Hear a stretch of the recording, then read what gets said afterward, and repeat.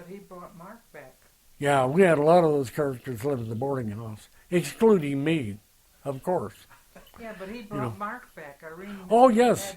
He brought back from Norway my sister's adopted son, called Mark Jensen today, that lives in Castle Rock. And he came to the United States on... He was born on my birthday and came to the United States on your birthday. on my birthday. It just happened that way. The airplane. And I can remember that we'd go over and visit him. He was an ornery cuss, and he was up jumping around the back of the furniture and things like that. He was really ornery. And incidentally, my sister had another very close, the one that had the bad situation. She developed peritonitis, and the doctor had told my brother-in-law that they didn't expect her to live. And she pulled through that. And incidentally, she outlived my other sister who got cancer and died at 59 years old. And we used to go, Jake and Jeff, and we used to go down and visit them a lot in Castle Rock. And she was always a gracious sister, you know. She wouldn't spoil me as much as Elaine did, but she was still pretty nice. Oh, I thought it was the other way around. So no. I must have missed the spoiling of Elaine. No, Elaine was always spoiling me, because if I'd ever go over to see her, she'd say, "Oh, can I get you a Pepsi or something? Or, you know, or this and that." Oh, boy, I liked that. In fact, I got used to it. But, you know, she was really, I think Cynthia really takes after her a lot. Mm-hmm. You know, in a lot of mannerisms and stuff, you know, because Cynthia is very, very thoughtful. She calls me on my birthday every year, you know, and we talk about everything. And when they formed this agreement between my dad and Dupree McWall, that was his name. So that was Johnny McWall's father. They had some kind of an agreement. And it was probably verbal, wasn't it? No, I don't think so. My dad had cattle from his former operation, and they become part of that, and McWall donated part. Anyway, they had some kind of agreement, but he had my dad snookered, where he had to draw money out of the business to list our family, you know, to keep going. And he was an engineer, probably making $800-900 a month back then. Where was all that money going then? Why was he taken out of the business then? Well, my dad? No. McWall, he was just leaving his money in there, and it got lopsided. My dad had little, and he had a lot.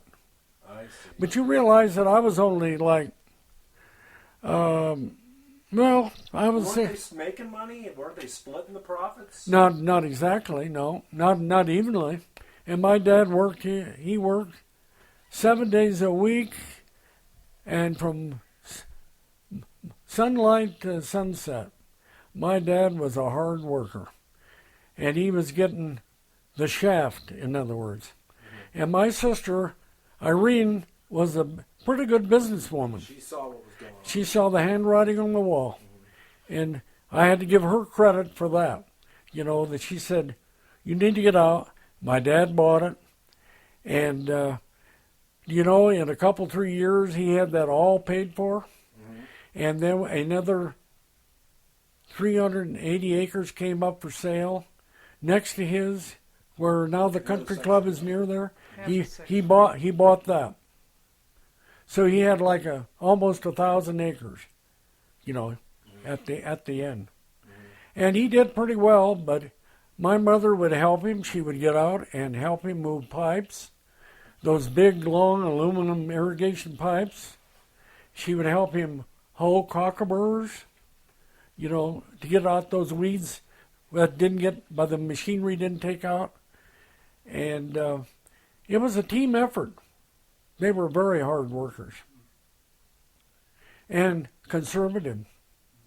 My mother used to tell me in high school, I'd get like a quarter, maybe a $50. She'd say, well, times are tough. Now, watch your money. And I think it spilled over on me. Well, now May says it's because you were an accountant. Well, do you remember anything about the Depression? Not really. That's where that came from, right? Is they probably experienced it more too. Yes, the Depression. We lived up on that farm during the Depression. Do you remember anything about it? Like, I know we always had enough food and enough to eat, and we never went hungry. I do remember that, and I think sometimes we burned corn cobs that were dried out, and sometimes cow chips that were dried out. They'd go out and collect those up, and they made very hot coals, for the cook stove. In the cook stove, you had a reservoir on the side of it. That's how you would heat your water. And before we'd go to town on Saturday night, everybody had to take a bath. And I always wanted to be the first one in there, in the tub, And so... And your sisters let you go every time. And my sisters had to go after me because they were bigger, and I was Sonny boy, and I got preference. And I think my sister Elaine was probably more so than Irene because she was fun, but I don't think she was as probably didn't spoil me as much as Elaine did. She was 9 years older than I was. And little Sonny boy came along, and and she liked kids. She really loved them. And she didn't have kids of her own, and 21 years of marriage with her first husband that ran off, and then she met this guy in Denver, and then she had her only child. He had 5 kids.